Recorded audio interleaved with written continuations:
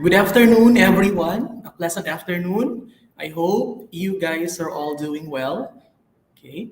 By the way, before we start with our refresher course no, for the licensure examination for teachers, I will be introducing to you my name first. Okay, so my name is Sir Darius, no? Darius E. Montanio from the University of Antique at Tarlac Memorial Campus.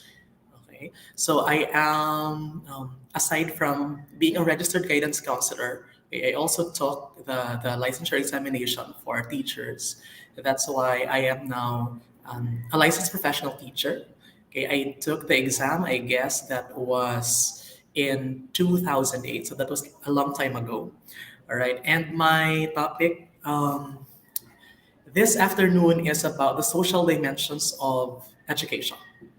All right, so I do hope that you will be able to learn something from the free review session by the WJRC. It is a very good opportunity for you because you will be freshen up with the topics that you had when you were still studying in school, right? So for those who are first timers, okay, don't be afraid to take the licensure examination.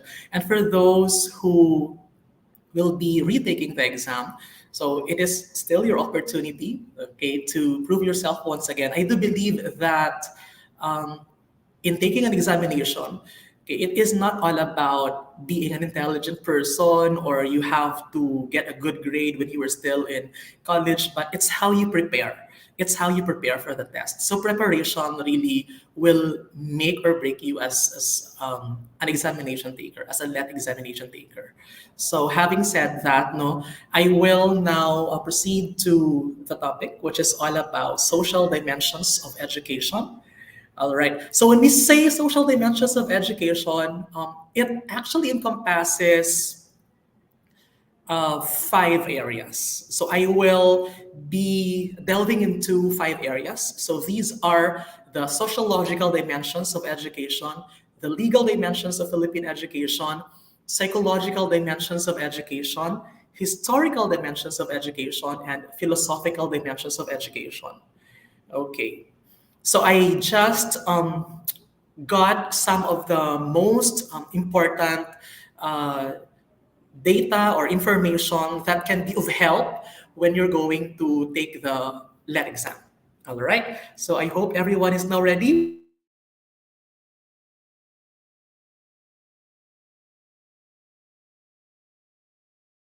Took the education 14 no, from the University of Antique because I invited them. So good afternoon. All right. Sociological dimensions of education. By the way, I took a sociology course when I was in college, double major in psychology. So my first major is sociology, and I had learned things about the sociological perspectives. And when you say sociology, it is from the idea of Auguste Comte, the one who coined the term. Okay, and there are theoretical perspectives under this field. So sociologists offered different theoretical perspectives that are, of course, anchored on the concept that the educational institution or the school is an open system to explain the relationship between the school and society, meaning to say, school as an educational organization has the relationship in society as a whole. All right. So, what is the nature of education? So, when you talk about education, no, it provides the relationship, the factors affecting the school and the society. Schools, by their very nature, so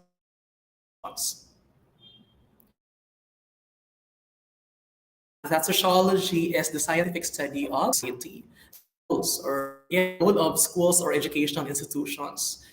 Sociological perspective, first is to educate citizens, not to have to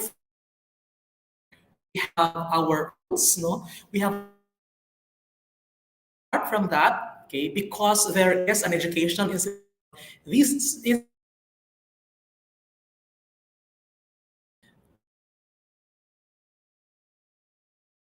or observing or adhering to social norms, the traditions, the customs. And apart from that, we have to educate as well the betterment. Because we now know how um, other to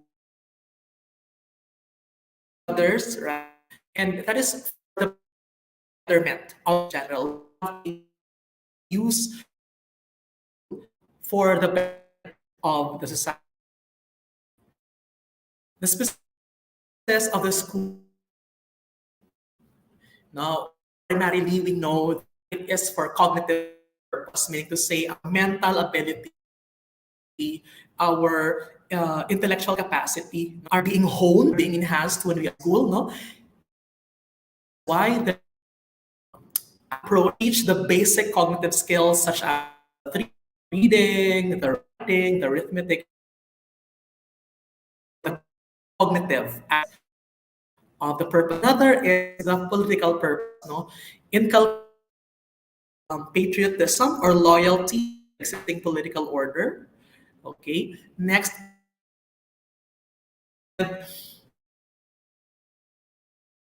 various roles. So we have different roles that we have in our society. Your role as a citizen, your role as a son, as a daughter, your role in your family. Okay, so some of the roles not performed. Or all right, it involves training, preparation for what happened in the world. That's why um, the school or the educational institution is for economic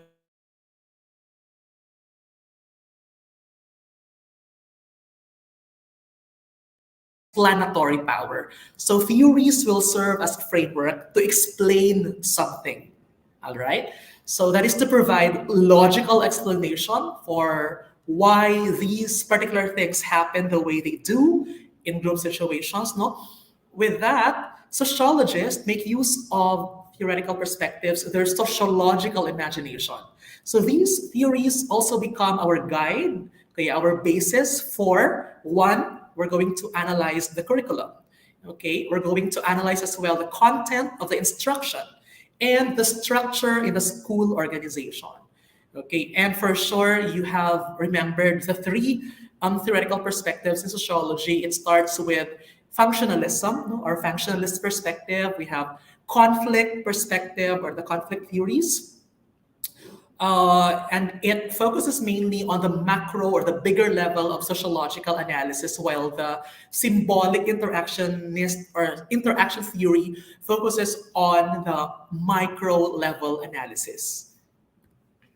Okay, so functionalist theory, are sometimes known as equilibrium theory.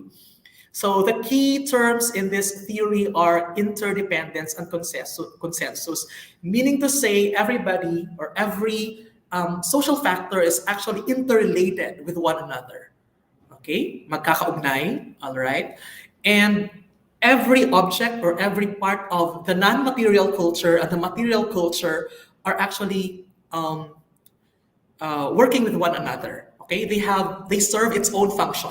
So the consensus is the normal state of society. Social equilibrium is achieved through socialization of members into the basic values, and the norms of particular group, so that the consensus is reached. That's why if you study sociology, meron tayong tinatawag na in-group, out-group, na ganon. Okay, so the different parts or members of the society are interdependent, grouped, and organized to form a fully functioning system. Okay.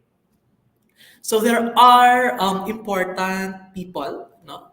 When we talk about functionalist perspective. So they are one, Talcott Parson, no? He conceptualized society as a collection of systems within systems. Okay. And another one is Emile Durkheim. No? He believed that education has a significant role in creating moral unity, Okay, it means that we have to have social cohesion. Okay, so meaning to say dapat may close relationship. Okay, and there should be harmony. All right. So Durkheim defined education and the concerns of sociology as follows. No, I'll just read. Education is the influence exercised by adult generations on those that are not yet ready for social life, and its object is to arouse and to develop in the child a certain number of physical, intellectual, and moral states which are demanded of him by both the political society as a whole and special milieu for which he is specifically destined. Okay, so next is the conflict theory. So what comes to mind, no, when you think about conflict theory is Karl Marx, no? Kasi siya yung pinaka, ano tawag doon, striking na proponent sa conflict theory. So Karl Marx is known for his Communist Manifesto in 1848, di ba? Na there is this tension between the rich and the poor, okay, the proletariat and the bourgeoisie. Okay, it assumes tension, no, in society, and it sparks due to competing interests of individuals and groups. So adherents of this theory argue that what holds society together is, of course, the economic, no, the political, the cultural, the military power, and not shared values alone. Okay, and when we talk about social order, no, it is based on the stability or the power of dominant groups. Okay, there's this dominant groups, and who are those? They are the elite society. Okay, and they are the ones to impose their will on others who are powerless. So if you belong to the lower levels, no, of society, then you have to adhere with what these people, okay, who belong to the dominant groups are trying to impose, right? So the conflict theory is based on four interlocking concepts, okay, as we all know. So we have competition, of course, we are competing for resources, okay, and who gets the resources most probably, of course, those who belong to upper strata of the society, you know. There's also structural inequality, okay, and until now, I think it is still tawag dito, plausible, no? And revolution as well as war. So what is happening maybe in Ukraine and what is happening between Ukraine and Russia, no? I think conflict theory can also explain that one. All right. So Karl Marx, as I have mentioned earlier, no, he's the founder of the conflict school of thought and believed that because the class system separates the employers from workers and workers from the benefits of their own labor, class struggle is inevitable. Okay, so yon. And Max Weber. Okay, what? How about Max Weber? So when you talk about Max Weber, the striking concept, okay, about Max Weber is about bureaucracy. Okay, because he is known to be the father of bureaucratic thought. Okay, from upper tawag dito, position, no, social position down to the lowest position.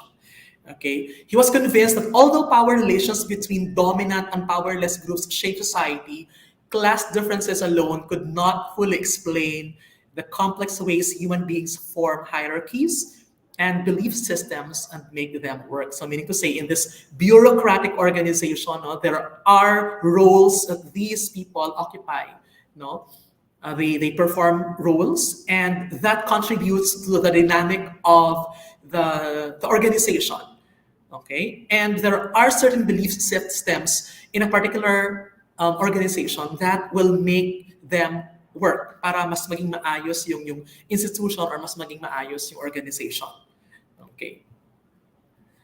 All right. Next is the interaction theories or the symbolic interaction theories. No, the focus of the interaction theory is the communication. So we have to bear that in mind. No, communication, and then the relationship that exists among and between groups in education. Say for instance, yung peers ninyo, no?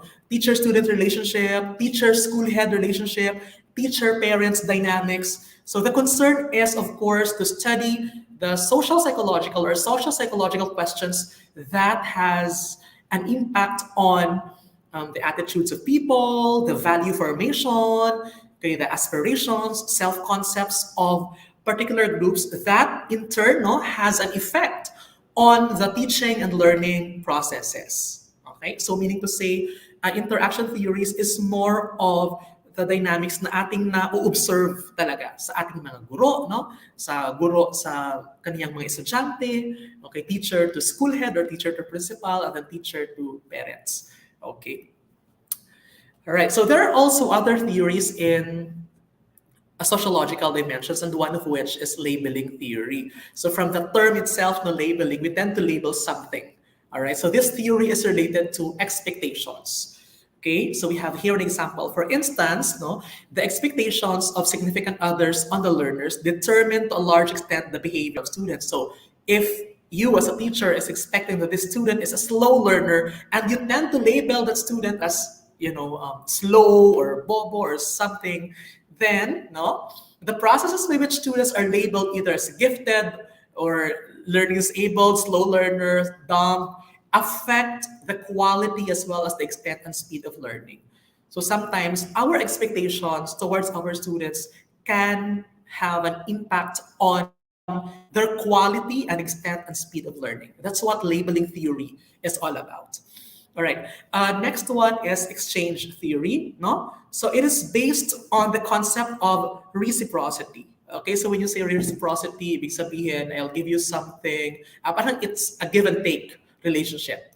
So reciprocal interactions bind individuals. Like, who are those individuals? Of course, teachers, okay, students, parents, administrators with obligations. And the consequences of interactions are, of course, most of the time, rewards and benefits. Okay?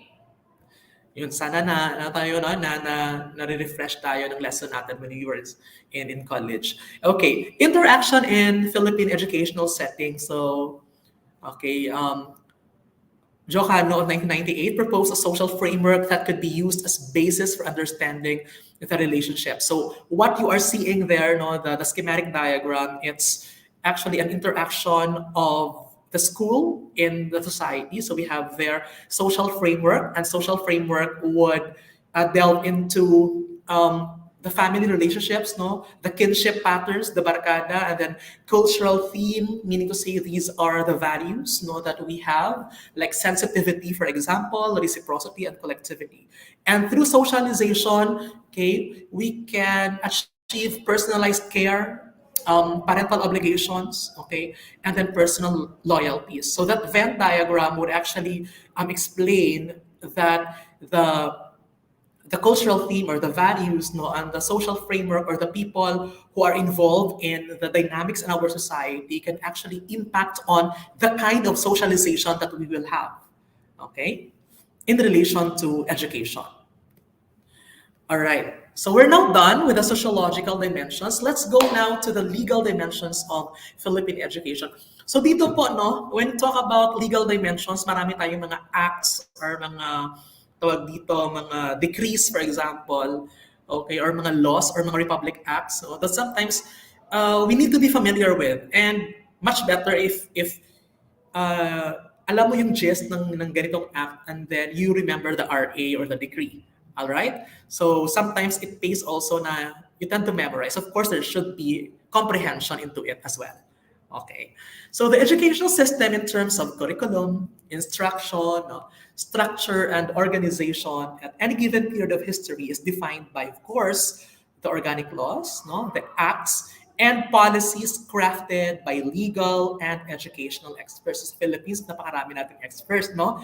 As well as national policy makers. That's why if you tend to notice, our curriculum, our instruction tend to develop and tend to improve, diba? From dati, we have the basic education curriculum. Now we have the K-12 curriculum. Okay, that's one way of improving, hopefully. Okay, so these statutes provide direction and guidance to those involved in the educational system, of course. Okay, so let's start with this, no? All right, we have the Monroe Survey. Okay, so it's the work of the commission became the basis for reforms in administrative organization and supervision. So mean to say, gusto nilang reforma ng pagbabago, and with that, basic and higher education, teacher education and training, language instruction, private education, finance, and education of non-Christians were the focus of the Monroe Survey way back in 1925. All right? So when you talk about basis for reforms in administrative organization and supervision. Okay, and those that I mentioned earlier, you were referring to the Monroe Survey in 1925. Okay, next is the Swanson Survey in 1959. No, and there were two important recommendations. Okay, one is the restoration of grade 7 and the provision of higher financing for schools. And that is according to Martin in 1980. So restoration of grade 7. Okay, so naging issue rin yan, no? Dati, no, grade 1 to grade 6 lang, and then they want to restore grade 7. That is in 1959. And eventually, nung nagkaroon tayo ng K to 12, ngayon nagkaroon ulit tayo ng grade 7. Right? So that's Swanson Survey. Another is the PCSPE in 1989. Ano naman itong PSCSPE? It's the Presidential Commission to Survey Philippine Education. And there are certain recommendations of the commission, and it include one, it's mismatch between educational priorities, no, and national development priorities. So, yung ano daw, meron daw mismatch, no, sa content ng curriculum natin ng instruction, that's part of the educational priority, and then yung goal sa national naman na development perspective. Okay, another is lack of systemic planning. Okay, so there was this lack of systemic planning, and evaluation in education became the basis, okay, this basis for major reforms. That was according to Bago of 2001. So when you talk about these two recommendations from PSCPE, no, so that's the PSCPE in 1989. Okay. Let's move on. Another one is the EDCOM in 1991. What about this? So EDCOM 1991, or the Congressional Commission in Education, okay, some of the radical changes that came about as a result of this EDCOM report were the following. One, the creation of the Independent Commission on Higher Education, or the CHED. All right. So in 1991, nagkaroon ng independent ng CHED, no? And that is hindi na siya kabilang sa Department of Education, Culture, and Sports, di ba, or DEX.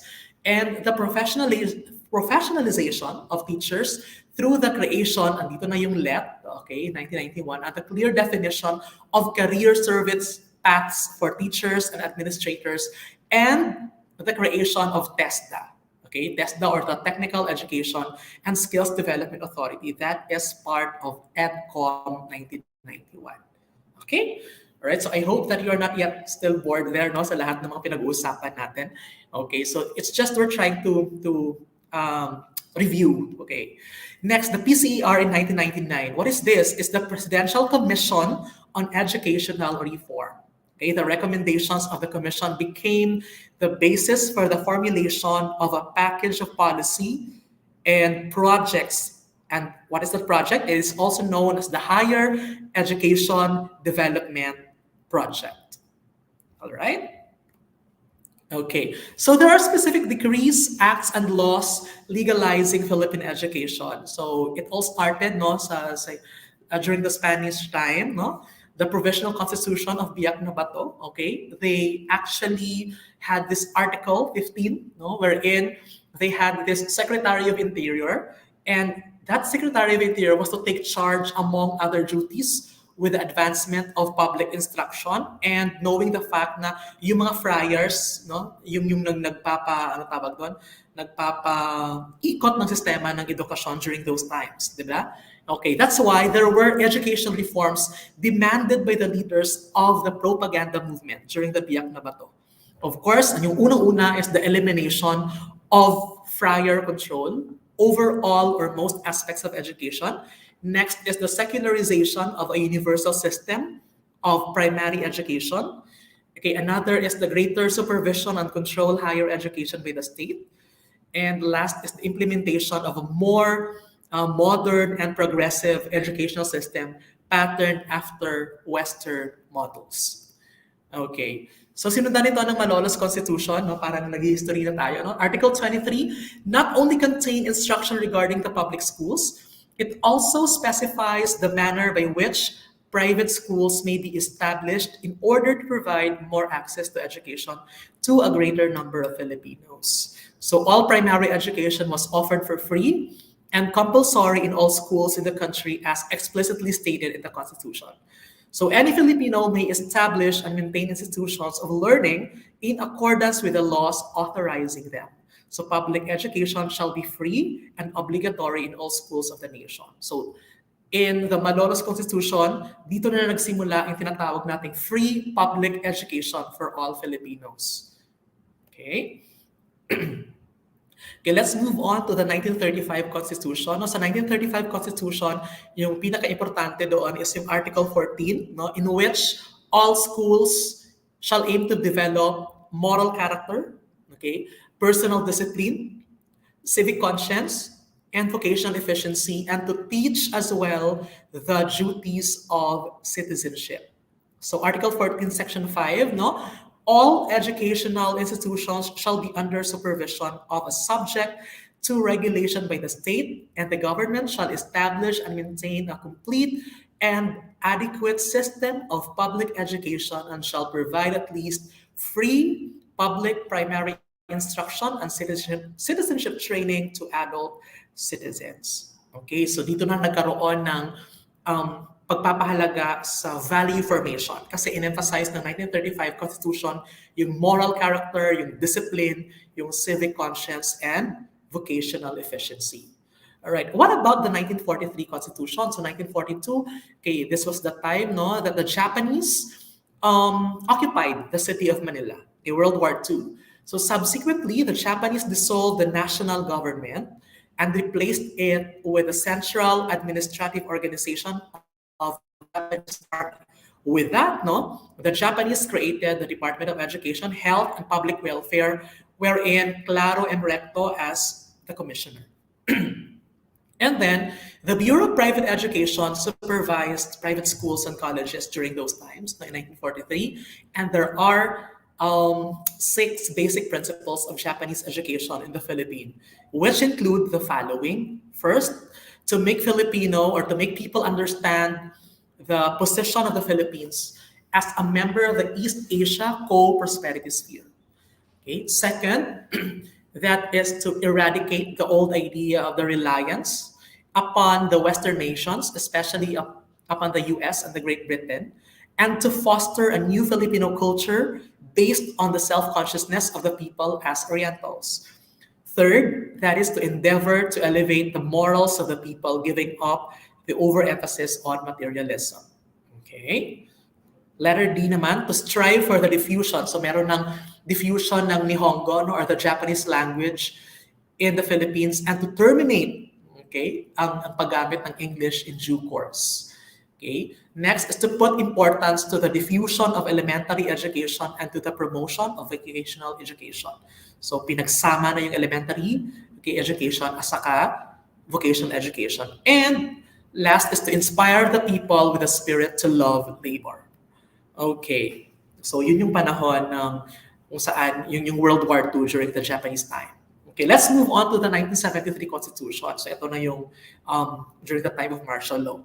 Okay, the 1973 Constitution provided specific provisions on education in several sections which demonstrate the important role assigned in education in creating yung new society or bagong lipunan. Okay, in Section 8 of Article 15, it provides that all educational institutions shall be under the supervision of a subject to regulation by the state, and the state shall establish and maintain a complete, adequate, and integrated system of education relevant to the goals of the national development.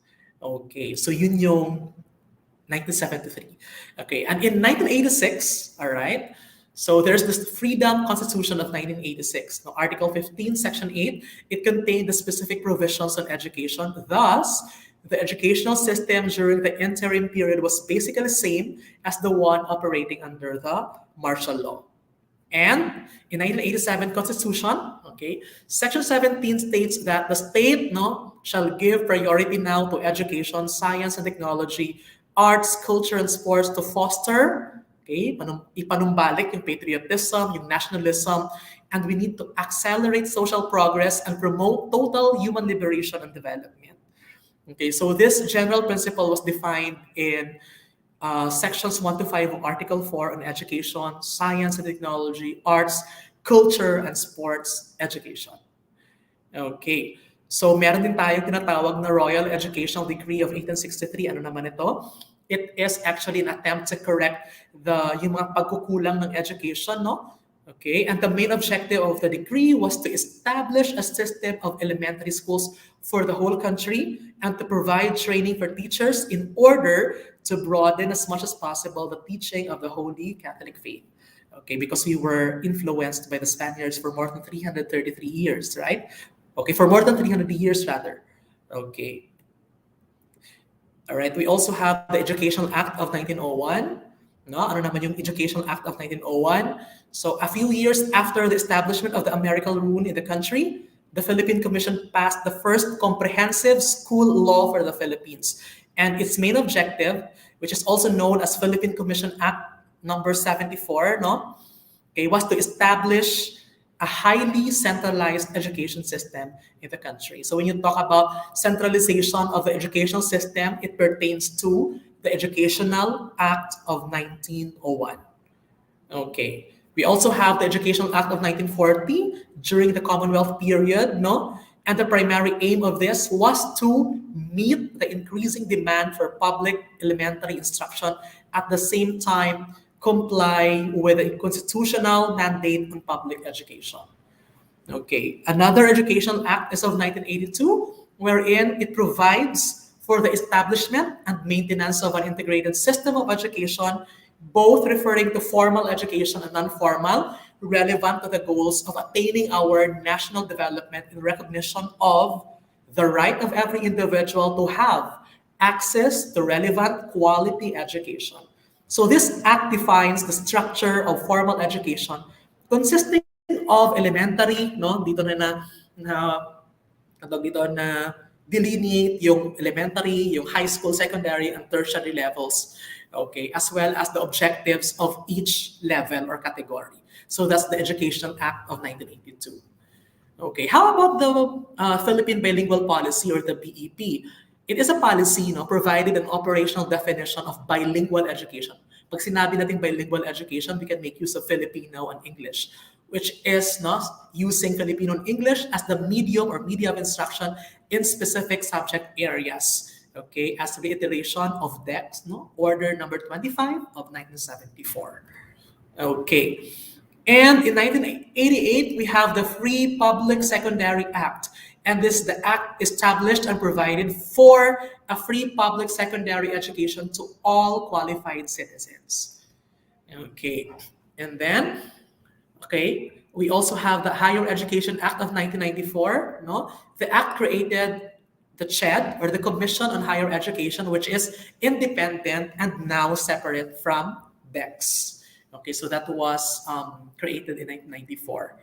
Okay, next is the Technical Education and Skills Development Act of 1994, or sometimes known as RA number 7796, no?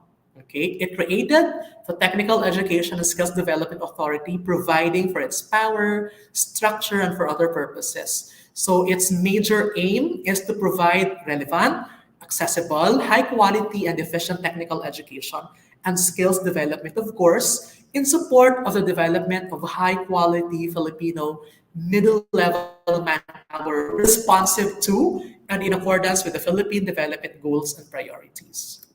Okay.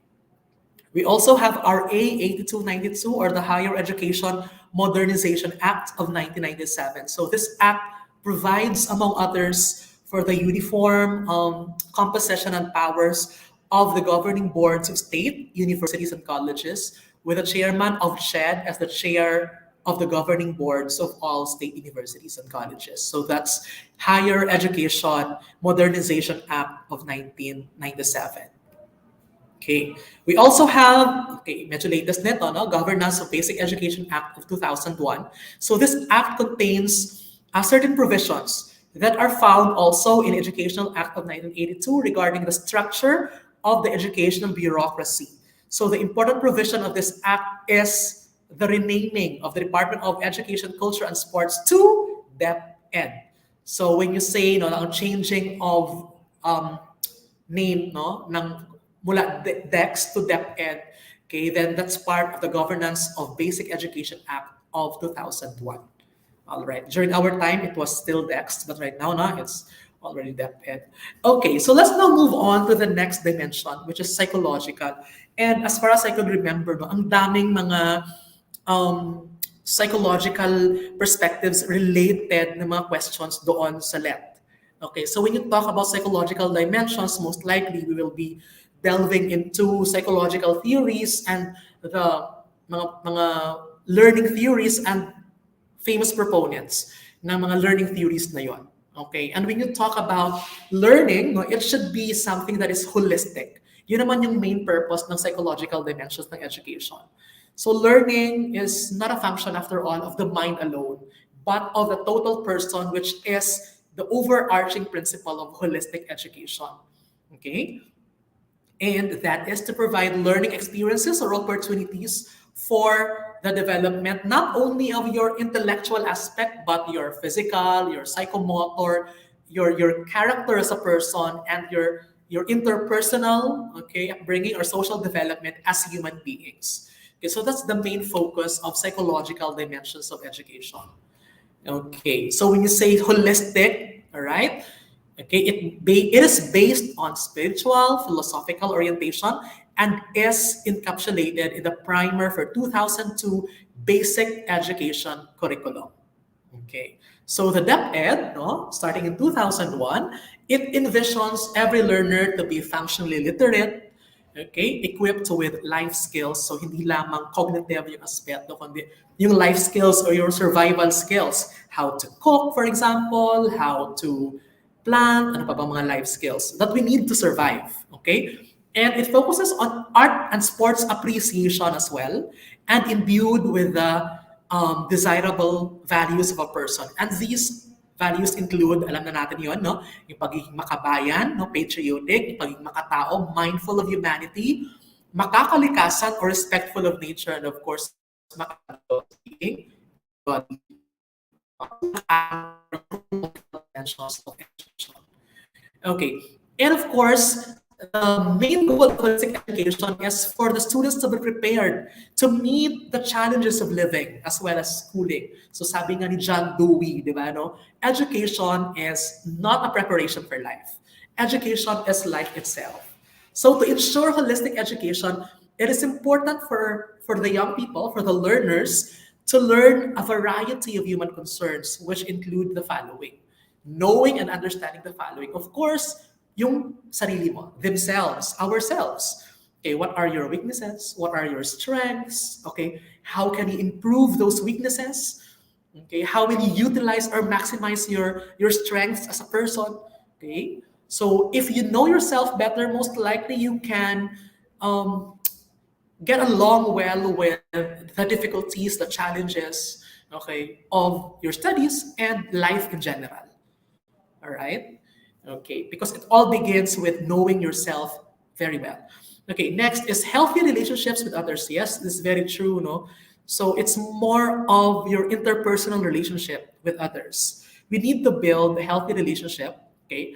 Simply because if you are living in a harmonious environment, meaning to say it is not toxic, okay, your mental health is not being sacrificed, okay, you can be productive if you are having, a good relationship with others you are working with, all right, or if you are dealing with, say for example, sa school, okay, if your classmates or your peers or your set of friends are actually motivating, no, inspiring, okay, they uplift your spirit, most likely you will also be motivated to learn more. Okay, next is social development, no, your social skills, no, how are you going to relate with others, especially if you've got different perspectives. Okay, we are living in a diverse community, so we have different backgrounds. Okay, so your social skills will be put into test if how are you going to mingle with others, right? Resilience, that means how strong are you as a person.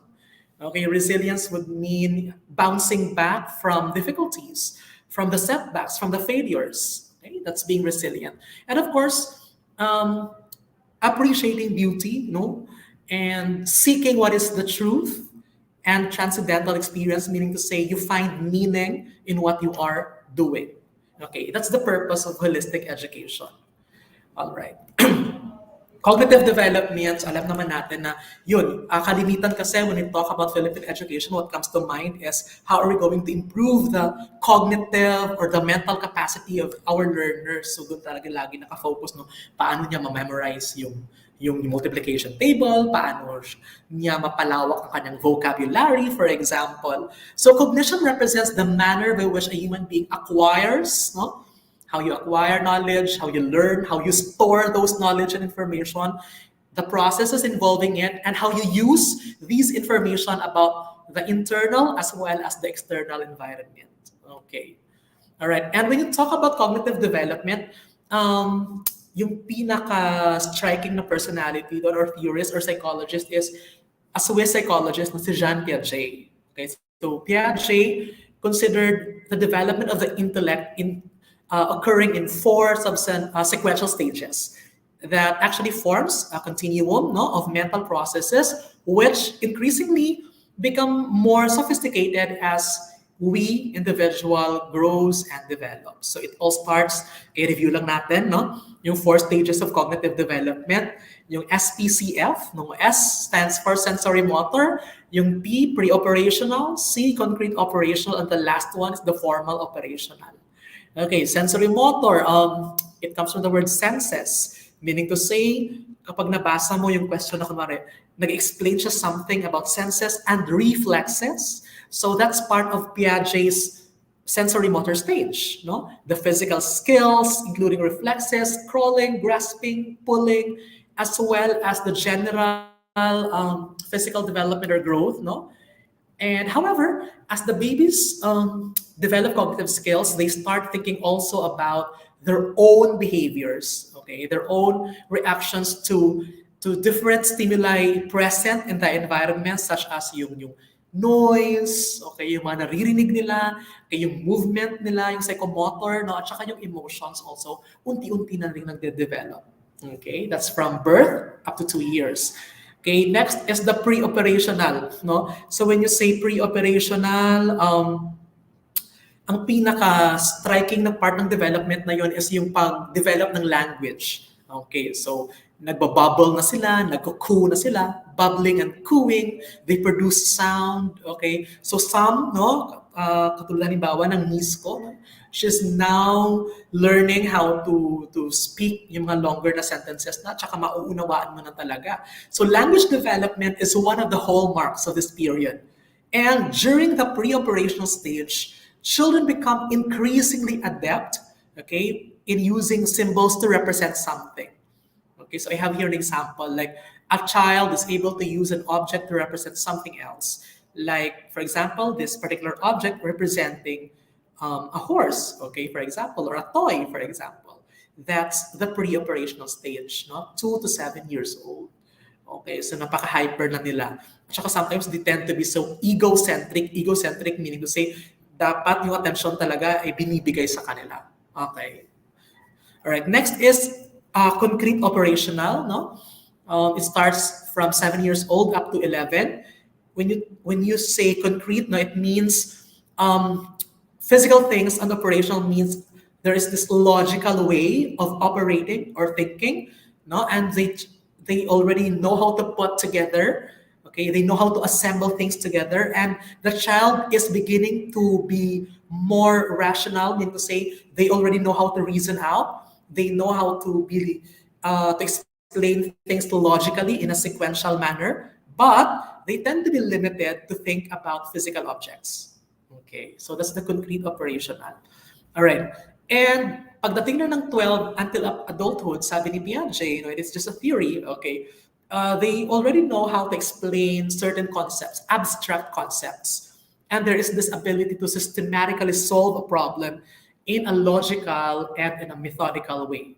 Okay, so those are the 4 stages of Jean Piaget. All right, SPCF. Okay. Next is Brunner or Jerome Brunner. No, his theory is also somewhat like Piaget, no, because he considered intellectual development as taking place in stages. Okay, it begins from a simple development to the complex development, and human beings represent in their minds the world around them. Okay, however, the difference is that Brunner did not consider cognitive levels as age-bound. Ibig sabihin, hindi katulad ni Piaget na pag 0 to 2, ito na kaagad yung, ano niya, yung mga possible na mga characteristics. Okay, Brunner did not consider cognitive levels as age-bound. It may be na kahit 7 na siya, heto pa rin yung kanyang mga kayang i-manifest na mga behavior in terms of intellectual functioning. Okay, so yun. All right. Another is Lev Vygotsky, no? So si Lev Vygotsky, yung pinaka-striking na concept niya is yung ZPD or yung zone of proximal development, no? At saka yung scaffolding. So what is scaffolding? It is like you're trying to help, no, a child to learn, okay, something. Say for example, the child has difficulty learning numerical skills. So as a teacher, you need to scaffold, you need to assist, you need to help, no, kung kailangan mag-baby steps ka for that learner to learn the competency needed for the numerical skills, then you do that. That's scaffolding. Okay? He focused on the important role as well of language, no, and social interaction in cognitive development. That's the focus of zone of proximal development. No? It is necessary to understand the interrelations between what one is thinking, the thought processes, and what one is speaking, the language, in order to understand intellectual development as a whole. Okay. All right, and I think this one is also very familiar to you, no, yung multiple intelligences. So MI, okay, is largely attributed, of course, with Howard Gardner, diba? Okay, wherein there exist now multiple intelligences quite independent of each other. All right? Okay, so hindi mo dapat i-judge lang yung bata na okay, mataas yung score niya sa exam, for example, then most likely you would say intelligent na siya. For Gardner, no, he tend to focus more on the child's capacity to do specific things. Say for instance, yung sa mathematics, okay, he called that logico-mathematical or logico-mathematical ability. No? Linguistic, meaning to say the child seems to be well-versed when it comes to the use of language, well-versed siya, verbally facile, for example, no? Okay, madali siyang maka-learn ng mga panibagong languages. All right? Musical naman, that child conveys ability when it comes to playing musical instruments, okay, etc. Okay, or composing songs, for example. Spatial, okay, ito naman yung relationship of objects in space with precision, transform, yung mga recreation of visual experience, okay? Bodily kinesthetic, meaning to say, pwede siya maging athlete, no? Pwede siya maging dancer.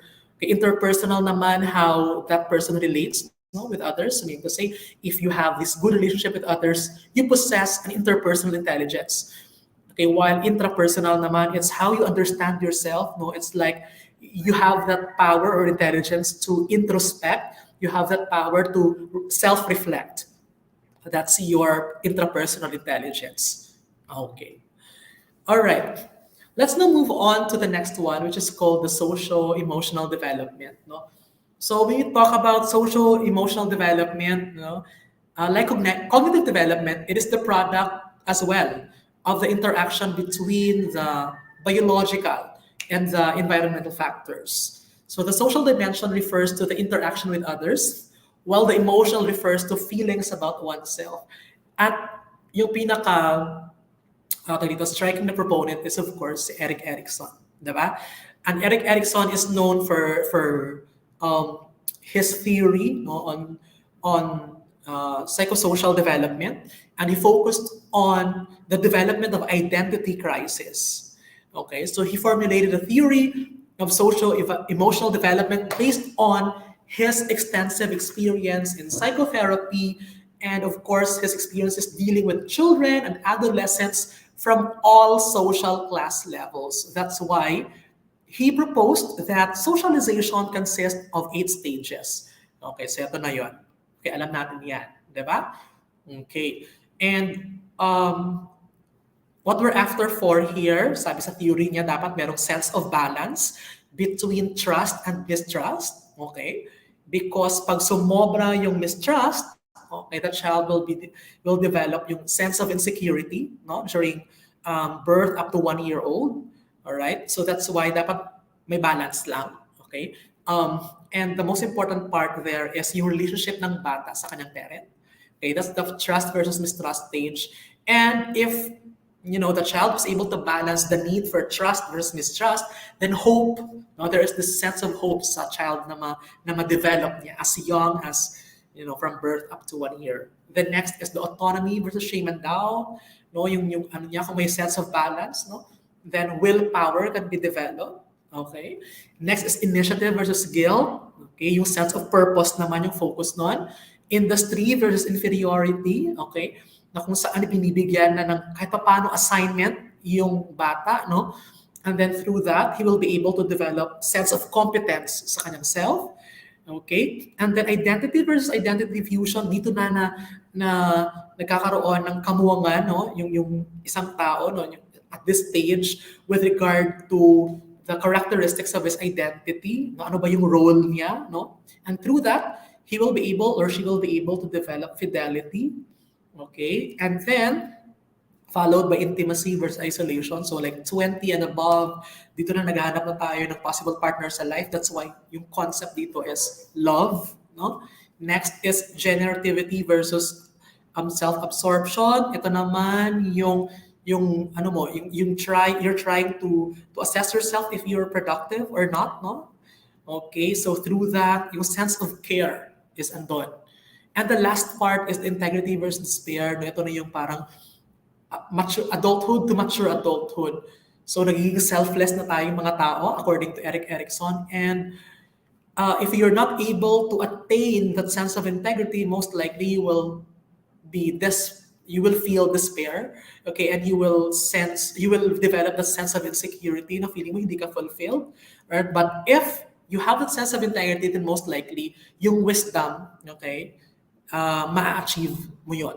All right. So that's the theory of Eric Erikson. So it involves 8 stages, no? It's TAII, So yun. When I study, okay, para maano ko yung stages, gumagawa ako ng mnemonics, no? So that it will be easier for you to remember the stages of Eric Erikson. Okay? There. And of course, yung theory of moral development ni Kohlberg or Lawrence Kohlberg, no? It is actually composed of 3 major stages, and in each major stages there are 2 sub-stages. That's why it is composed of 6 stages of moral development. So the first 3 of which, okay, it share features with the stages of Piagetian model. No, he believes that moral development takes place through a series of 6 stages under 3 levels of development. So it starts with pre-conventional level, meaning to say there is this sense of obedience and punishment orientation. So you have to follow what is being taught to you by your parents, or if not, then there is a corresponding punishment to it if hindi ka nag-follow and if you hindi mo inobserve, okay? Obedience and punishment orientation. Next is self-interest orientation, no? So andun naman yung sense of individualism, okay? Sense of instrumentation and exchange. Okay, that's the pre-conventional level. All right. And next is the conventional level. Dito na nagkakaroon ng konsepto yung bata ng pagiging mabuti at pagiging mabuti or hindi, like good boy or good girl orientation. So that is primarily focusing on the interpersonal accord and conformity. So they know now how to conform, okay, with what is right and what is wrong, okay, as guided by their parents. And there's also law and order orientation. So these are the set of the things that you need to follow. Okay, so we have people who are in authority and we need to maintain social order. Okay, that's the conventional. All right. Yung post-conventional naman, no, it's more of the role of our conscience. Malalim na siya na classification ng sense of obedience because it involves social contract orientations. Okay, and there is this principled conscience orientation. So meaning to say there is this deep reflection on someone, no, na if these actions ba, if these acts of man ba are rational or irrational, depending on your own sense of understanding. Yun yung konsepto ni Lawrence Kohlberg, na the pre-conventional, the conventional, up to the post-conventional. Okay. All right. Okay. Okay, nawala po tayo, no? Okay, I'll just share once again, no? Yung screen ko po ay Okay, there you go. All right, so let's move on now to the historical dimensions of education. Okay, so the historical dimensions of education, no? Um, of course, we all know that there were important events that took place, okay, as educational systems developed. And the oldest known schools were those of Sumer, diba? An area lying between the Tigris and Euphrates in Mesopotamia, or that is in Iraq. Okay, so they date the third millennium BC. Okay, most of these schools were connected with the temple and taught writing and some calculations. So the Sumerian language was not alphabet, okay, but considered of more than 600 characters. So writing was actually done on clay tablets called cuneiform. So we've learned that in our world history class. So a school was called the tablet house or iduba. Okay.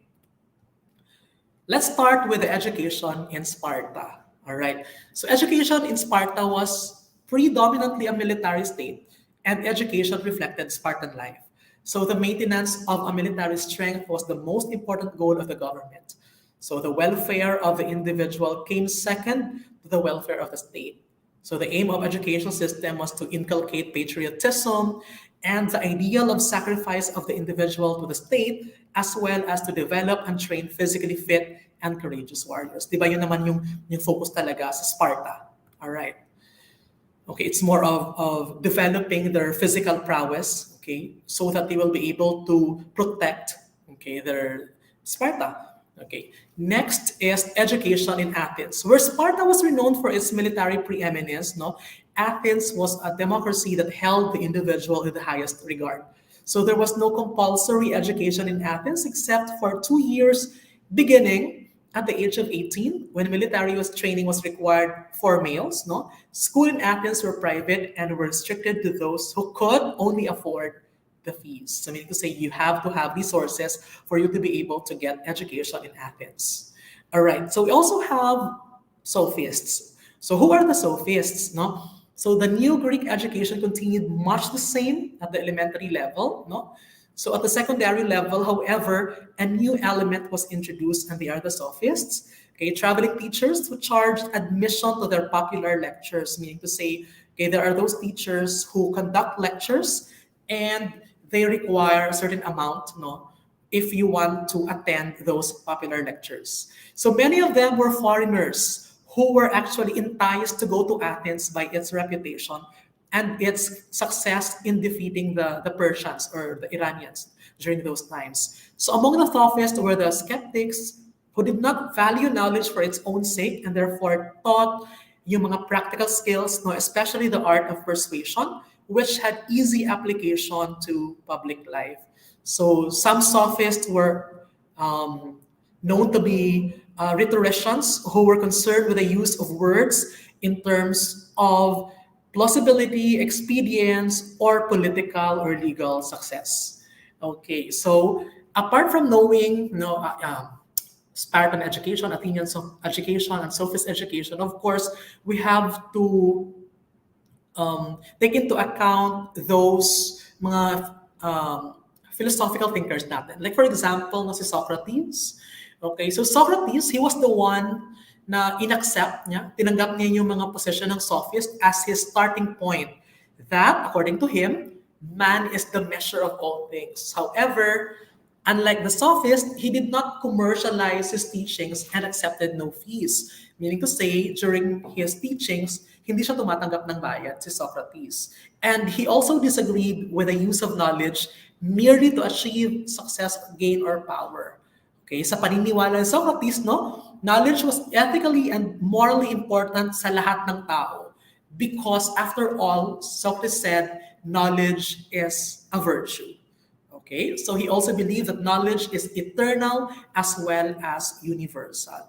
So if there will be a question, most probably in Let, no, who said that knowledge is a virtue? Then most likely it's Socrates. Okay, so Socratic method, we all know that already. No, it's like Q&A, okay, question and answer method. No, and we tend to use this in lectures no, or in discussion. No, yung mga inquiry method natin. Until now, we're still practicing. Okay, Plato also, he's really famous with the story of the allegory of the cave. Okay, if you're able to read about that, no? And Plato is the father of idealism as well. Okay, and of course, disciple din siya ni Socrates, no? So Plato founded the academy as a school of higher learning that admitted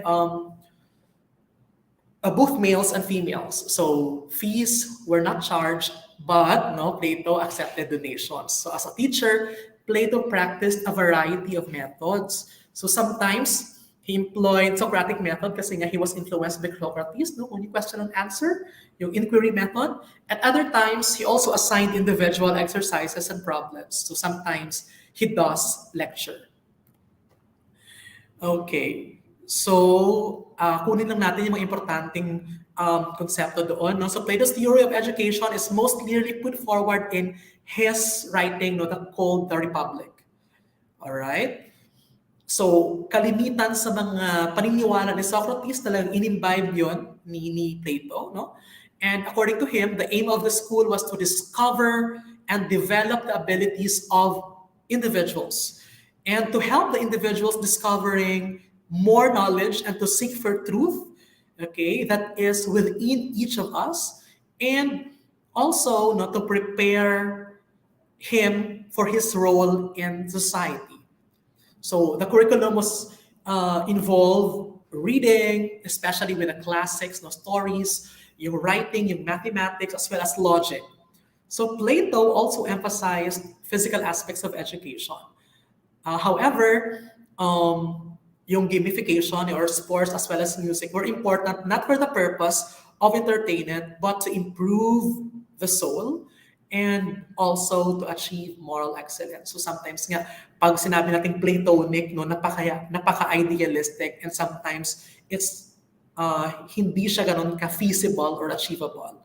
Okay, kaya nga idealistic. So his belief is unchanging ideas and absolute truth has earned him the title of the father of idealism. Okay, so let's move on to the next philosopher, no? Aristotle. For sure, you know Aristotle already. He's also a famous student of Plato.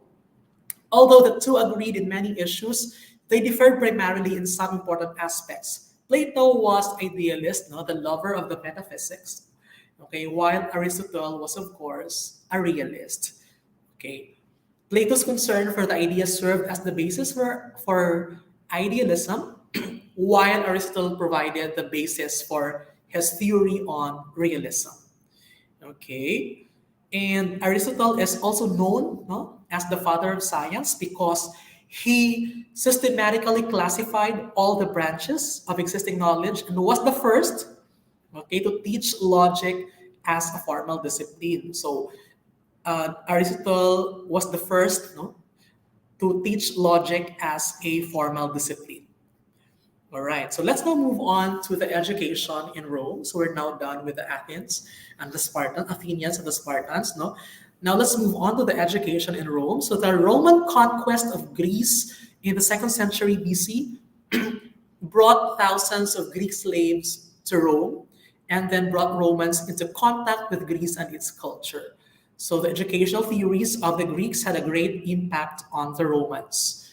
And by the end of the 1st century, they dominated, no, the Roman education. It means that Greek education, okay, influenced greatly Roman education. So the formal Roman school system that evolved now was composed of elementary school known as the ludus and the secondary or the grammar school. Okay, so let's continue. education in the Middle Ages. Okay, so the period between the end of the Roman Empire and the 14th century is known as the Middle Ages. So the Germanic tribes, no, that conquered the Romans appropriately not only their land but much of their culture and their Catholic religion. With this, no, Catholic religion, or Roman Catholic Church, became the dominant force in society and education. So most likely the content of the instruction, the content of the curriculum was primarily based, no, on the teaching of Roman Catholicism in the Middle Ages. Okay, so there were um, famous personalities, okay, involving during the Middle Ages, and one of which is Thomas Aquinas. No, so the most important scholar and philosopher of the Middle Ages was the Dominican monk, Saint Thomas, and his philosophy is of course yung Thomism or scholasticism. No, it is the foundation of Roman Catholic education. Through his teachings, Thomas Aquinas was able to reconcile yung teachings ng religion, no, with the rediscovered ancient philosophies, particularly yung konsepto ng rationalism ni Aristotle. Okay. Okay, what about the medieval universities? So during the later Middle Ages, as the Crusades opened Europe to other parts of the world, no, and as many of the Greeks were rediscovered, there was an intellectual rival manifested itself not only in the scholasticism but in the establishment of several of the world's greatest universities. Okay, so marami nagsulputan ng mga universities during this time. Okay, so after the Middle Age, no, or ng Dark Ages, okay, here comes the education during the rebirth or the Renaissance. Okay, the Renaissance began in the 14th century and reached its high point in the 15th century. So with that, no, it is so called, okay, a Renaissance because it represented rebirth of interest in the humanist aspects of Greek and Latin thought. Okay, so when Constantinople, a place, no, fell to the Muslims in 1453, many Byzantine scholars came to Italy, bringing them with them works of classical antiquity that had been forgotten in the West, most notably Quintilian's education of the orator. So when we talk about Renaissance, so it's already a part of history na nagkaroon na ng rebirth, okay, or ng sense of awareness with what is really happening, no? Na yung kamuwangan ng tao is namulat na sila, no, that it is not only dapat na religion yung basis ng education. Okay, it should represent other sources of knowledge or other sources of information at the same time. Okay, and it gives birth to the dominant philosophy, which is humanism. So when you talk about humanism, of course, ang focus doon is yung side more of on the side of being humans or the benefits of being humans. Okay, it rejects scholasticism, okay, and the model of the cleric as the educated man. With this, no, human is considered educated man to be the man of learning described in the classics. Okay, so it does not only include 7 liberal arts, but it also include reading, writing, and speaking in Latin, and the study of the Greek classics. Okay, so that's humanist perspective. It focuses on the strengths, no, and the characteristics of what humans can actually offer or what humans can actually do.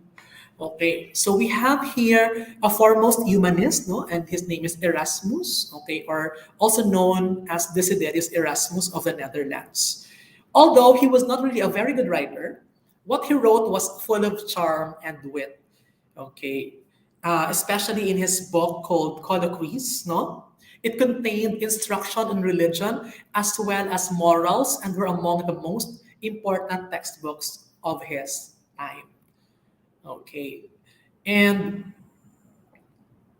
all right. So now let's go to the education during the Reformation stage. No, we're in the period of history known as the Reformation. Formally began in 1517, and when you talk about education during Reformation, the most prominent person there is yung si Martin Luther. Okay? He's an Augustinian monk and a professor of religion. Okay? He tried to question, the authority of the Catholic Church because during those times, di ba, yung kung nasubaybayanan kanina na most of the teachings, okay, during the Middle Ages were primarily based on the teachings of Catholicism until such time yung rebirth na nagkaroon na ng Enlightenment. Okay, so here comes Reformation. So with this, no, Martin Luther King was trying to question the authority of the Catholic Church to the door of the court church in Germany. All right. And there is these vernacular schools. Okay, so they were able to make use of the mother tongue or the local language in education. Okay, with that, no, in dissolving the authority of the church, there were these Protestant reformers. Okay, stressing the authority of the Bible over the church. So they also stressed the responsibility of each person for his own salvation. Okay, therefore, it is necessary for each person to read, understand what is written in the Bible, the scriptures, to be educated. So the initial product of this belief was the establishment of vernacular schools. Okay, primarily or elementary schools that offered instruction in the mother tongue or vernacular and basic curriculum of reading, writing, mathematics, and religion. Okay, so Martin Luther believed that every child should have a free, okay, compulsory elementary education. So education should be supported by the state, and the state in return should have the authority and responsibility to control the curriculum, okay, what will be the content in the textbooks and the instruction or the delivery of instruction in schools. Okay, another important proponent is John Calvin. So John Calvin's view on education were very similar to those of Martin Luther, okay, because he stressed the necessity of a universal, compulsory, state-supported education that would not only enable all individuals to read the Bible themselves and thereby attain salvation, but would profit the state through contributions of being educated, a part of citizenry. Okay, so Reformation in England, no, in contrast to what was taking place on the continent, the Protestant Reformation in England did not lead to an increase in the number of schools. However, no, nag-decrease pa. Why? Because when Henry VIII broke the Catholic Church and closed the Catholic monasteries, the monastic schools were also closed. That's the main reason na hindi nag-increase, no, yung Protestant Reformation in England. Okay, so we also have the Jesuits. All right. While Reformation was taking place outside the Catholic Church, there is also this counter Reformation in the church resulted in the formation of the Society of Jesus or Jesuits by Saint Ignatius of Loyola. All right. And through this, no, the Jesuits became a teaching order and were instrumental in the establishments of a number of secondary schools and universities in Europe. Okay, and their major contribution to education was in the training of teachers, and they established, perhaps for the first time in history, a specific plan for the selection, training, and supervision of teachers. Okay, let's now move on to the later European educational thought, no? All right. With this, no, philosophers, scholars of the period believed that observation and scientific inquiry were the ways to discovery of natural laws that will dictate the orderly operation of the universe. Okay, so the Reformation gave way to the age of enlightenment, or for individuals to be rational, okay, because of the great reliance placed on scientific reason or scientific inquiry. Okay. Francis Bacon in 1561 and 1626, no, he is an English philosopher who was central to this movement, okay, because he emphasized on scientific inquiry rather than accepting previously derived hypotheses, okay, and he also emphasized the need for education to what we call now the critical thinking skills. So we teachers right now put a lot of emphasis on critical thinking development in our teaching and learning process, and we owe that to Francis Bacon. Okay. We also have John Amos Comenius, no? He was a proponent of what is termed as sense realism, which is actually the belief that learning must come through the use of our senses. And accordingly, education must allow children to observe for themselves, and they have to experience by doing. Okay. The notion of these is sensory learning and was later expanded by some philosophers like John Locke, okay, Jean-Jacques Rousseau, and Pestalozzi.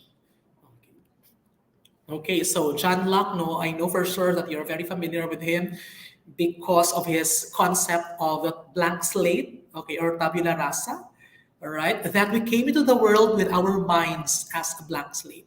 So we were born with, nothing in our minds. And then what we were trying to inject to us, no, yun yung mga things na nasa store sa mind natin at nalelearn natin. Okay. Through our experience with the environment. Okay. Rousseau, right? In the later 8th century, an educational movement called naturalism developed. So Jean-Jacques Rousseau is a naturalist. Okay. He emphasized on freedom and the individual formed the basis for modern educational theory and practice. Okay, like John Locke, Rousseau is best remembered for his political writings, specifically yung kanyang social contract. So he was never an educator. However, he expounded a theory and philosophy of education that influenced many educators, like John Dewey, for example. Okay. Next is Johann Heinrich Pestalozzi. Okay, he was a Swiss educator who put Rousseau's ideas into actual practice. Pestalozzi has had profound impact on education, much of the Western world, no? He incorporated the child-centered sensory experience principles of Rousseau. He believed with Rousseau in the natural goodness of human nature, meaning to say human nature are basically good and the corrupting influence of the society. He also supported Rousseau's idea on individual differences in readiness to learn. So for Pestalozzi, so there are factors affecting each individual for his or her readiness to learn. Okay. Herbart, okay, or Johann Friedrich Herbart, no, he believed that the aim of education should be the development of moral character. So yun yung focus ni Herbart, and his pedagogical theory included three key concepts. These are yung interest, okay, so one should have this interest in a particular topic, all right, appreciation, and then correlation. So Herbert maintained that any suitable material could be learned if it is presented systematically. So he suggested 5 steps in methodology. So for that, no, one is of course preparation, like preparing the student to receive new material by arousing interest or recalling past material or experiences. Okay. So meaning to say the student needs to be psychologically prepared, all right, for the things that he or she needs to learn. Next is presentation. It means presenting the new materials to be learned. Association, meaning to say trying to combine, no, the old and new materials all together. So you tend to associate it. There is a relationship, okay, formed from the old material with the new materials being presented. Next is generalization, trying to formulate general ideas or principles. And last, of course, is application, in which the ideas, the principles, and the perspectives are being put into action. Okay, so Froebel, or Friedrich Froebel, he was the third member of the 19th century's famous pedagogical triumvirate, no, and broke with subject-centered instruction and created a new concern for the child. So Froebel is known for the establishment in 1887 of the first kindergarten and for providing the theoretical basis for early childhood education. So famous talaga si Froebel for his theoretical basis for early childhood education. All right, so let's have a summary. Education in ancient societies and contribution to Western education. So yung education in ancient China, the major contribution is the recognition of the inherent goodness of human nature and its cultivation. So, meaning to say, it's more of um, moral development of an individual. Okay, education in Egypt. All right, it's more of providing the modern world with a basic foundation of education, focusing on art, music, literature, mathematics, engineering, architecture, astronomy, geography, geology, and medicine. So that's education in Egypt. We also have discussed earlier education in Greece, wherein there is this constant struggle between the Spartans and the Athenians, which resulted in Peloponnesian War. Okay, so Spartans focusing on the physical development, no, while Athens focusing on the intellectual capacity of an individual. Okay, all right. So yes, Spartans um, emphasized on the importance of physical moral training and education in Athens. Okay, focusing on Socratic method as a teaching method and the importance of reason or scientific inquiry. Okay, while education in Rome focused on um, the recognition of the diversity of learners or recognition of individual differences. Okay, there's also recognition of importance of play and relaxation. Okay, so during the time, no, our education in Rome tried to have activities like letting the learners spend time to play and letting the learners spend time to relax. Okay, because through that they will be able to have a sense of respite. Okay, that will also help the child or learner to learn effectively. Okay, and education in the medieval period, no, um, it focuses on the introduction and composition of a university education. Ito na yung part na kung saan nagkaroon ng presence ng mga universities. Okay? And one of which is the University of Naples, no, was the first organized medieval university. Okay?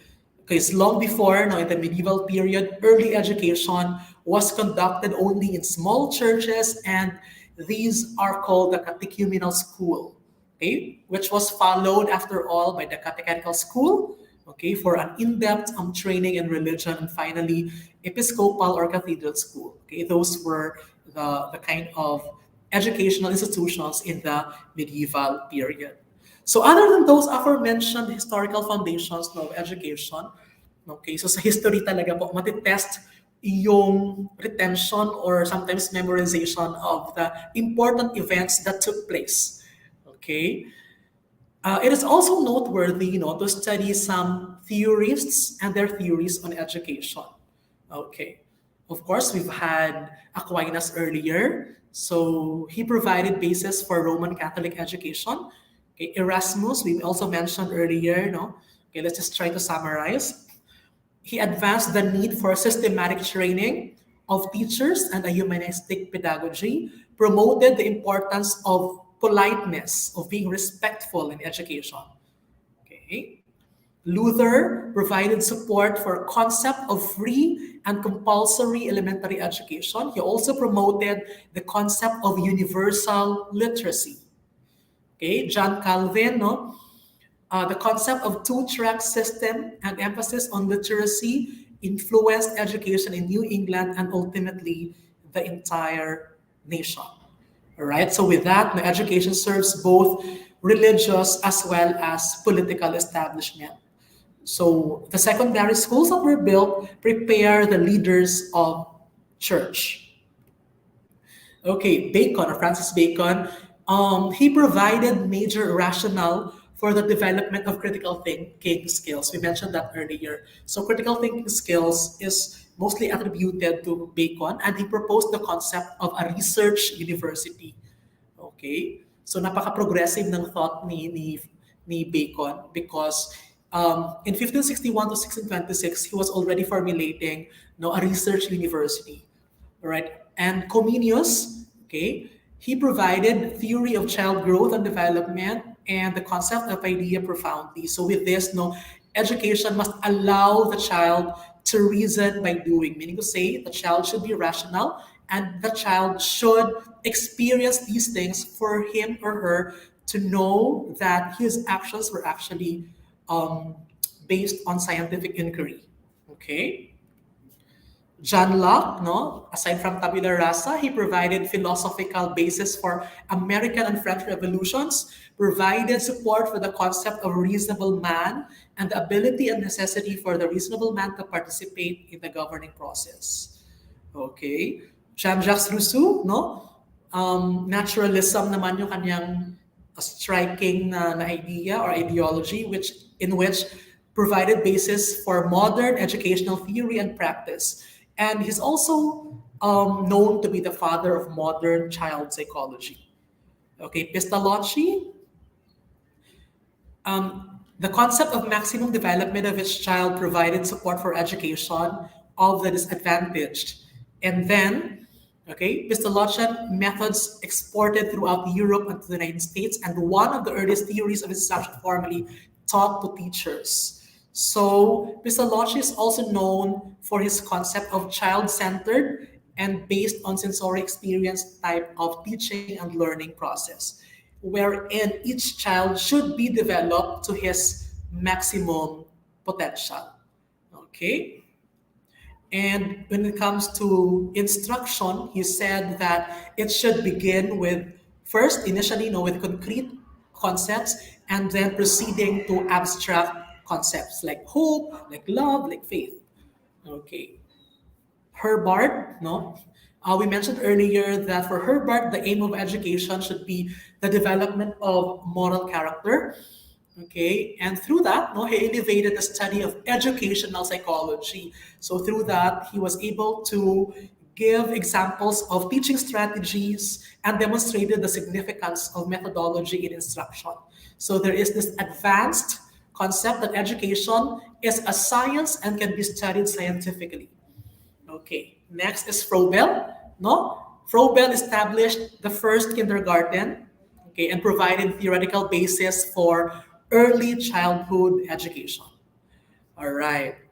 And there were also historical events that shaped Philippine education. All right. Okay, like the Spanish era, okay, the American era, and the Japanese era. Okay. So for the curriculum, Spanish era, of course, religion, because we were colonized by the Spaniards for more than 300 years, and the method of instruction were mostly catechetical. There is this use of corporal punishment, and memorization or rote memorization is given emphasis. And the structure is flexible, it is not centralized, and we can say that there's no educational system at all. And during the American era, no, curriculum focused on English language as well as literature. So instruction is more of democratic.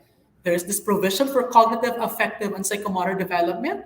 So structure during the American era is formal, uniform, centralized, and it has a defined educational system. However, when the Japanese, no, during the World War II arrived, they tried to change the focus of the curriculum, which is, of course, principles of the New Order and the introduction of the Japanese language. Okay, for instruction, there is this rote memorization, and again, there's this threat and punishment focused on thought control. So there is manipulation. Okay, so structure is uniform, centralized, although there's also defined educational system. Okay, so let's now go to the last part, which is the philosophical dimensions of education. I noticed also, no, in the licensure examination, just a tip, no, there are a lot of items which focused on the philosophical dimensions of education. So when we say philosophy, di ba, philos means love, and sophis means wisdom. So literally, it means love of wisdom. Okay, and when all of us are trying to philosophize at the same time, di ba? Every day we tend to philosophize, and philosophy actually is a very important field. Okay, why? Okay, because it is our rational investigation of, so if you seek truth, and um, it involves principles of being, the knowledge or conduct. Okay, and when you say philosophy, there are approaches. okay, that we need to adhere with when we are studying philosophy. So it can be descriptive, no, it can be normative, or it can be analytic. Okay, like when you say descriptive, we learn about various schools of philosophic thought. We describe certain schools of thought, for example, like idealism, realism, etc. Okay, so we have here an example like idealism stresses the world of the mind and ideas. No, realism, on the other hand, put emphasis on the world of physical things. Okay. Next is normative. No, so when you say normative, from the word itself, norm, no, it focuses on learning about values or what ought to be done. Okay, or what ought to be. Okay. Like for example, should birth control information be dispensed in health classes on high school campuses? Okay, while analytic, on the other hand, is we learn to analyze, no, we learn to be critical with language, okay, with the concepts and with the theories. Okay, so with this, no, among the three approaches, analytic is deeper in nature, okay, and it explains the concept of discipline as well as its application to our philosophy, to your philosophy of education. Okay, so let's begin with idealism. So earlier, no, na-mention natin na idealism, the father of idealism is Plato. So idealism is considered to be the oldest philosophy of Western culture. Okay, because we discussed this earlier during the historical dimensions of education. And for idealists, no, the world of the mind, ideas, and the reason is the primary concern. Okay, so we have there, no, on the screen the leading proponents. So we have Plato, okay, Saint Augustine, Rene Descartes, no, okay, Immanuel Kant, okay, Hegel, all right. We also have George Berkeley, Samuel Coleridge, William Wordsworth, and Ralph Waldo Emerson. So I am presenting these so that when you encounter them in your exam, then most likely, okay, St. Augustine was influenced by Plato. So when you talk about these, it pertains to idealism. All right? Okay. Next is realism. Okay, another oldest philosophy, no, dating back to ancient Greece at the time of Aristotle, no. For the realist naman, the universe exists whether the human mind perceives it or not. Okay, so bisan hindi mo siya makita or hindi mo siya ma-sense, no, the universe is there according to Aristotle. Matter is primary and is considered an independent reality, matters or objects. And the world of things is superior to the world of ideas. So what we see empirically, okay, are given more value than what are or the things that we do not perceive by our senses. Okay, that's why matter is given more emphasis rather than the world of ideas. Okay, that's realism, realistic perspective, realist perspective rather. Okay, so we have here, no, Aristotle, John Locke. Earlier we mentioned John Locke, Tabula Rasa, Francis Bacon, no, childhood centered, and the concept of kindergarten. Okay, we also have Alfred North Whitehead. No, so they are the leading proponents for realism. Okay. All right. So we also have the concept of neo-Thomism. So Thomism or scholasticism, earlier we mentioned that it's from St. Thomas in the 13th century, no? Because Aquinas attempted to bridge the concept of dualism, of idealism and realism. So when you talk about neo-Thomism, no, yung concepto, some of the perspectives in idealist perspective and realist perspective are being combined. And for the neo-Thomists, God exists and can be known by both faith and reason. So Aquinas tried to explain things through the perspectives of Catholicism, okay, and the perspectives that he also learned from realism. Okay. So the leading proponents, we have Thomas Aquinas, of course, no?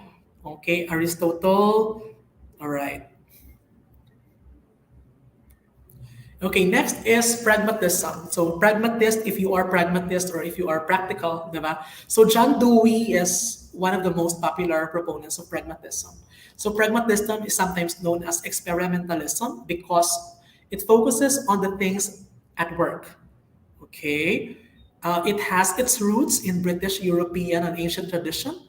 Okay, so pragmatist or being practical. So the world of experience is actually central. So if you want to find meaning into something, you have to experience it first. Okay, so there is like learning by doing. So that's pragmatist's perspective. Okay, so we have a lot of proponents, no, like Rousseau, for example, Auguste Comte, who coined the term sociology, Charles Darwin, okay, Charles Sanders Peirce, William James, okay, John Dewey. All right, so they are the leading proponents of pragmatism. Okay. So also, no, let's refresh ourselves with existentialism. Okay. So when you talk about freedom of choice, responsibility, okay, what else? Existence. Okay. You are talking about existentialism. So there might be items, no, in the let pertaining to different schools of thought in philosophy. Like for example, okay, the teacher wants to know the meaning of his existence, and with that, blah blah blah, something like that. No, so what philosophy or school of thought is being implied? So most likely your answer is existentialism. Okay, because the focus is meaning, the focus is existence, choice, freedom, and responsibility.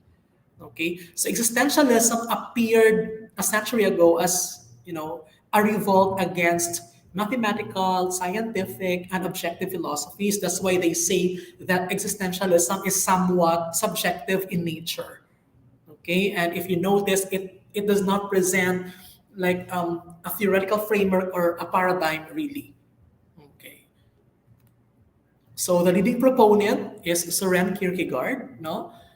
Okay, Martin Buber, who else? No, Jean-Paul Sartre, no, Friedrich Nietzsche, Karl Jaspers, Albert Camus, Gabriel Marcel, Maurice Merleau-Ponty, and Paul Tillich. Okay, so they are actually the father of existentialism. So if you have encountered them, no, okay, Martin Buber, so Soren Kierkegaard, okay, and Martin Heidegger, for example. So they are already associated with the school of existentialism. And there is this modern existentialist, the author of Man's Search for Meaning, Viktor Frankl, no? So sa kanya naman is concept of Man's Search for Meaning. I forgot. Okay. Vacuum, existential vacuum, yung mga ganon. Okay. Um, and you can actually search, no, tawag dito, si yung author ng Man's Search for Meaning, a Man's Search, yes, Man's Search for Meaning sa internet. Okay, he's also one of the recent na existentialist. Okay, yun. All right, so let's now go to perennialism. Okay, so perennial or eternal truths, no, permanence, order, certainty, rationality, and logic constitute the ideal for the perennialist. No, so the philosophers of neo-Thomism and realism are embedded in the perennialist theory of education. So when you say perennial, diba, it's long term. Okay, so it's more of permanence. It's more of a part of order already, and a part of the system that has been happening already in the educational system. Okay, so there. And when you talk about perennialism, okay, proponents are the following. So we have Jacques Maritain. Okay, we have Robert Hutchins, no? We have Mortimer Adler and Alan Bloom. So for Jacques Maritain, he's a French Catholic philosopher wherein he stresses that intelligence alone is not sufficient to comprehend the universe fully. And one's relationship to a spiritual being is necessary to understand the cosmos or the universe. Okay, while Robert Hutchins, okay, he argued that the ideal education is one that is designed to develop the mind, and this can be done best by a curriculum that concentrates on the great books of Western civilization. Okay, Mortimer Adler, on the other hand, advocated a curriculum that would be appropriate for all students. So it should be appropriate, no, for all types of learners. And Alan Bloom referred to the crisis of liberal education, particularly in the university, as an intellectual crisis. Okay, so that's perennialism. Now let's move on to progressivism. So progressivist, no, it would take into account yung mga recent na mga ideas, or they embrace change, they embrace new concepts or new ideas, and it embraces the notion that the child is an experiencing organism who is capable of learning by doing. Okay, so a progressivist, all right, when you talk about the curriculum, it's more of experience centered, no, it's relevant, and the teaching methods would involve the following, okay, project method, um, cooperative learning, okay, problem solving, and decision making. All right. And for classroom management, the teacher allows certain freedom or degree of freedom inside the classroom. So it's more of democratic process. It's student centered, okay, and then community centered. And for the evaluation, it's more of formative evaluation. Teachers monitor their progress, and teachers also appraise the skills of his or her learners. And the role of teacher, of course, no, facilitator, director of learning, guide, supervisor of learning, collaborative partner. So for progressivism, hindi na siya na lang yung nagdi-dictate lagi what will happen in class, no? Or hindi lang siya yung tipong nagdi-discuss, no, inside the class, kundi siya yung nagfa-facilitate. And the most prominent proponent for that is, of course, John Dewey. Okay, so let's now move on to behaviorism. So when you say behaviorism, no, a behaviorist perspective, it says something about that behavior can be learned, and behavior can be unlearned, and behavior can be relearned. Okay, so sometimes when you are a behaviorist, no, the kind of system that you employ inside the classroom is more of reinforcement. Okay, like for example, if you're a student who will convey this particular behavior, most likely you will give reinforcement or reward after that behavior. Okay, so behaviorism or behavioral engineering is an educational theory that is predicated on the belief that human behavior can be explained in terms of responses to external stimuli. So the basic principle of behaviorism is that education can be achieved, no, by modifying or changing student behaviors in a more socially acceptable manner through um, allowing the arrangement of the conditions for learning. So for the behaviorist, the predictability and the control of human behavior are paramount concepts. So the control is obtained not by manipulating the individual, but by providing a more conducive environment in education, manipulating the environment. Okay? So, yung mga educational proponents natin, si Ivan Pavlov, no, yung classical conditioning, si John Watson, Edward Lee Thorndike, B.F. Skinner, and David Premack. Okay. So, the teaching methods, okay, we have contingencies of reinforcement, no, positive reinforcement in the forms of reward, for example, teaching machine program instruction, computer assisted instruction, interactive multimedia, and behavioral objectives. Okay, and the teacher is trained in doing scientific method, no. Okay, he is the controller of behavior and arranger of contingencies at the same time. Okay, excuse me, let me read. Okay. And then let's now move on to essentialism. So essential, what is important? Essentialism actually is a protest against progressivism because they believe that pragmatism or progressivism has had negative impact on American education. And there is a need to return to a more traditional or conservative educational goals. Okay, that's why ang focus ng essentialism is more of reading, writing, computing, history, geography, etc. Okay? So we have their teaching methods like lecture, discussion, recitation, Socratic method. So those are the characteristics of the essentialists, educators. They focus on like giving the basics, okay, or the essential to the learners. So for the evaluation, as you noticed, no, pwede ka magbigay ng IQ test, no, or standardized achievement test, diagnostic test, or performance-based competency and mastery learning. So it focuses more on the cognitive aspect of the learner. Okay. So focus talaga siya sa competencies na kailangan i-achieve. So we have there some proponents also, William Bagley, Arthur Distor, Herman Horn, Hyman Rickover, and William Binet. Okay. Next is existentialism, no? We mentioned this one earlier. So existentialism focuses on the concepts of freedom, responsibility, choice, authenticity, alienation, paradox, and human subjectivity. All right. So yun.